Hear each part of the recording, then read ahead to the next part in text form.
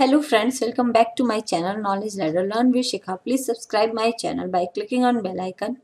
और ये है करंट अफेयर्स और आज है 12 नवंबर 2020 और आज के जितने भी मोस्ट इम्पॉर्टेंट करंट अफेयर के क्वेश्चन बनते हैं उनको लेके मैं आ गई हूँ। तो शुरू करते हैं।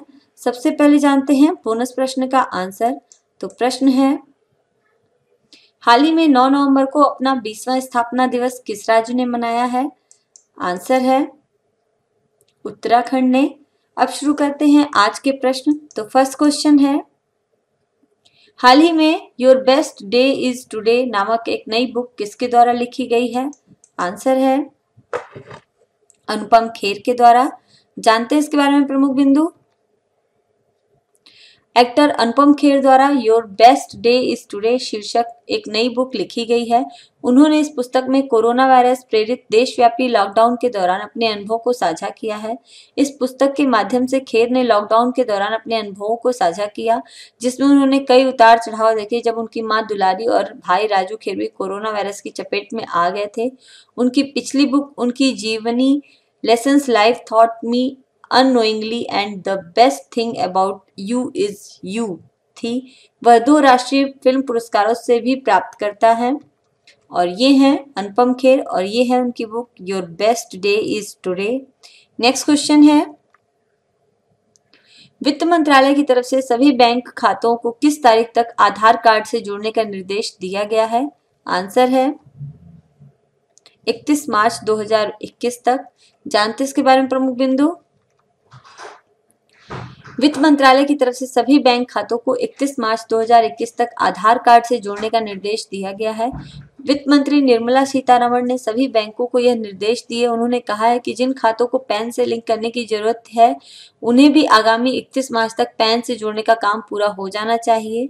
आधार कार्ड भारत सरकार द्वारा भारत के नागरिकों को जारी किया जाने वाला पहचान पत्र है, जिसमें 12 अंकों की एक विशिष्ट संख्या छपी होती है, जिसे भारतीय विशिष्ट पहचान प्राधिकरण जारी करता है। मंत्री निर्मला सीतारमण, और ये है कि इन्होंने ही बोला है कि इसको 31 मार्च 2021 तक सभी बैंक खातों को आधार से लिंक कर दिया जाए। नेक्स्ट क्वेश्चन है, हाल ही में किस देश के क्रिकेट बोर्ड ने पहली बार महिला निर्देशक की नियुक्ति की है? आंसर है पाकिस्तान। जानते इसके बारे में प्रमुख बिंदु। पाकिस्तान क्रिकेट बोर्ड पीसीबी ने पहली बार महिला निर्देशक की नियुक्ति की है। मानव संसाधन कार्यकारी आलिया जफर पीसीबी के 4 नए निर्देशकों में से एक हैं। उनके अतिरिक्त वित्त कार्यकारी जावेद कुरैशी, अर्थशास्त्री असीम वाजिद जवाद और कारपोरेट कार्यकारी आरिफ सईद की नियुक्ति हुई। आलिया जफर और जवाद को 2 साल के लिए नियुक्त किया गया है। पीसीबी के नए संविधान के तहत 4 स्वतंत्र निर्देशकों में से एक महिला होना जरूरी है और ये है इस बार पाकिस्तान के क्रिकेट बोर्ड ने इसको एक महिला निर्देशक की नियुक्ति की है। नेक्स्ट क्वेश्चन है, आईपीएल 2020 के सीजन 13 की 5वीं बार की ट्रॉफी को किस टीम ने जीता है? आंसर है मुंबई इंडियंस ने। जानते इसके बारे में प्रमुख बिंदु। रोहित शर्मा की कप्तानी वाली मुंबई इंडियंस से आईपीएल सीजन 13 के फाइनल मुकाबले में दिल्ली कैपिटल्स को 5 विकेट से मात देकर 5वीं बार आईपीएल की ट्रॉफी पर अपना कब्जा किया है। आईपीएल हिस्ट्री में मुंबई इंडियंस सबसे कामयाब टीम है, जिसने सबसे ज्यादा 5 बार ये खिताब जीत लिया। मुंबई इंडियंस ने साल 2013, 2015, 2017, 2019 और 2020 का आईपीएल खिताब अपने नाम कर लिया है और ये सभी 5 खिताब उसे रोहित शर्मा की कप्तानी में मिले। मुंबई इंडियंस को 5 बार आईपीएल चैंपियन बनाकर रोहित इस लीग के सबसे सफल कप्तान हैं। रोहित शर्मा ने बतौर कप्तान और बतौर खिलाड़ी अब तक एक भी बार फाइनल नहीं गंवाया है और ये है मुंबई इंडियंस की टीम जिन्होंने 2020 का आईपीएल चैंपियनशिप जीत लिया है। नेक्स्ट क्वेश्चन है, हाल ही में किस देश के खोजकर्ताओं ने ग्रेट बैरियर रीफ में 500 मीटर लंबी प्रवाल भित्ति कोरल रीफ की खोज की है? आंसर है ऑस्ट्रेलिया। जानते इसके बारे में प्रमुख बिंदु। ऑस्ट्रेलिया के खोजकर्ताओं ने ग्रेट बैरियर रीफ में 500 मीटर लंबी प्रवाल भित्ति यानी कि कोरल रीफ की खोज की है। इस प्रवाल भित्ति की संरचना एक ब्लेड जैसी है, जिसका निचला हिस्सा तकरीबन 1.5 किलोमीटर चौड़ा है। हाल ही में प्रकाशित एक अध्ययन के मुताबिक विगत 30 वर्षों में ग्रेट बैरियर रीफ ने अपनी प्रवाल भित्तियों का प्रतिशत हिस्सा खो दिया है। प्रवाल भित्तियों का निर्माण तब शुरू होता है जब प्रवाल स्वयं को समुद्र तल पर मौजूद चट्टानों से जोड़ते हैं, और ये है प्रवाल भित्ति, इन्हें ही बोलते हैं। नेक्स्ट क्वेश्चन है, हाल ही में किस देश के प्रधानमंत्री शेख खलीफा बिन सलमान अल खलीफा का निधन हो गया है? आंसर है बहरीन के। जानते हैं इसके बारे में प्रमुख बिंदु। बहरीन के प्रधानमंत्री सलमान अल खलीफा का निधन, रॉयल पैलेस ने की घोषणा। बहरीन के प्रधानमंत्री शेख खलीफा बिन सलमान अल खलीफा का निधन हो गया है। रॉयल पैलेस ने इस बात की जानकारी ट्विटर पर दी है, और ये हैं शेख खलीफा बिन सलमान अल खलीफा, जिनका निधन हो गया है। ये बहरीन के प्रधानमंत्री थे।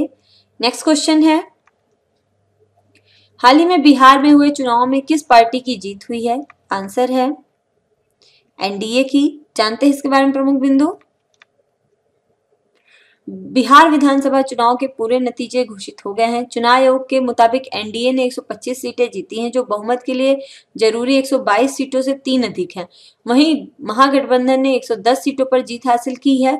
इस चुनाव में 75 सीटों को जीतकर आरजेडी सबसे बड़ी पार्टी बनी है। वहीं 74 सीट जीतकर बीजेपी दूसरी सबसे बड़ी पार्टी बन गई है, और बीजेपी पहले ही यह साफ कर चुकी है कि सीटें कम आए, नीतीश कुमार ही सीएम बनेंगे। नीतीश लगातार चौथी बार और कुल 7वीं बार बिहार के मुख्यमंत्री पद का कार्यभार संभालेंगे।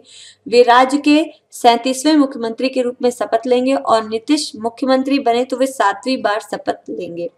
और ये है नीतीश कुमार, जिनकी की बिहार विधानसभा चुनावों में जीत हुई है। नेक्स्ट क्वेश्चन है, किस सोशल मीडिया प्लेटफॉर्म को national payment corporation of India NPCI से यूपीआई मार्केट में प्रवेश करने की मंजूरी मिल गई है? आंसर है व्हाट्सएप को। जानते हैं इसके बारे में प्रमुख बिंदु।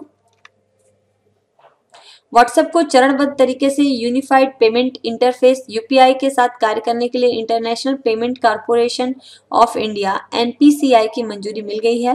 व्हाट्सएप के भारत में 400 मिलियन से अधिक उपयोगकर्ता हैं। यूपीआई भुगतान सेवा शुरू में 2 करोड़ व्हाट्सएप उपयोगकर्ताओं के लिए शुरू होने की उम्मीद है, और ये है व्हाट्सएप। नेक्स्ट क्वेश्चन है, किस देश ने एक ही रॉकेट से 13 उपग्रहों को सफलतापूर्वक लॉन्च किया है? आंसर है चीन। जानते हैं इसके बारे में प्रमुख बिंदु। चीन ने ताई युआन सैटेलाइट सेंटर से लॉन्च मार्च 6 कैरियर रॉकेट से 13 उपग्रहों को सफलतापूर्वक भेजा है। इसमें अर्जेंटीना के 10 उपग्रह शामिल हैं, और इस प्रक्षेपण को चीन द्वारा विदेशी उपग्रहों का सबसे बड़ा प्रक्षेपण कहा जा रहा है। यह लॉन्ग मार्च रॉकेट श्रृंखला द्वारा 351वां लॉन्च था। चीन ने 90 पृथ्वी अवलोकन उपग्रहों को लॉन्च करने की भी योजना बनाई है। नेक्स्ट क्वेश्चन है, सेबी ने इंडिविजुअल म्यूचुअल फंड के लिए विदेशी निवेश की सीमा को बढ़ाकर कितने मिलियन कर दिया है? आंसर है $600 मिलियन। जानते हैं इसके बारे में प्रमुख बिंदु। भारतीय प्रतिभूति और विनिमय board, securities and exchange board of India SEBI ने म्यूचुअल फंड कंपनियों में विदेशी निवेश की वर्तमान निवेश सीमा को बढ़ा दिया है। इसके बाद म्यूचुअल फंड विदेशी निवेश में अधिकतम $7 बिलियन की कुल सीमा के भीतर $600 मिलियन प्रति म्यूचुअल फंड के अधीन कर सकते हैं, जो सीमा इससे पहले $300 मिलियन अमेरिकी डॉलर थी।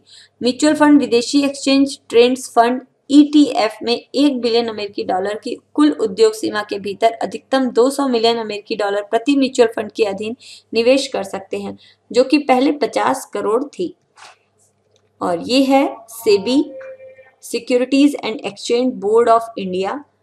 तो फ्रेंड्स, कंप्लीट होते हैं आज के 10 मोस्ट इंपॉर्टेंट करंट अफेयर के क्वेश्चन, जो कि आने वाले सभी एग्जाम्स में बहुत ही इंपॉर्टेंट है। अब जानते हैं आज का बोनस प्रश्न क्या है। तो प्रश्न है, हाल ही में राष्ट्रीय शिक्षा दिवस नेशनल एजुकेशन डे किस दिन मनाया गया है? इसका आंसर आप सभी मेरे कमेंट बॉक्स में जरूर लिख के भेजिएगा। और अगर आपको मेरा चैनल पसंद आता है तो प्लीज इसको लाइक कीजिए, शेयर कीजिए और सब्सक्राइब कीजिए। Thanks for watching. कल फिर मिलते हैं। बाय।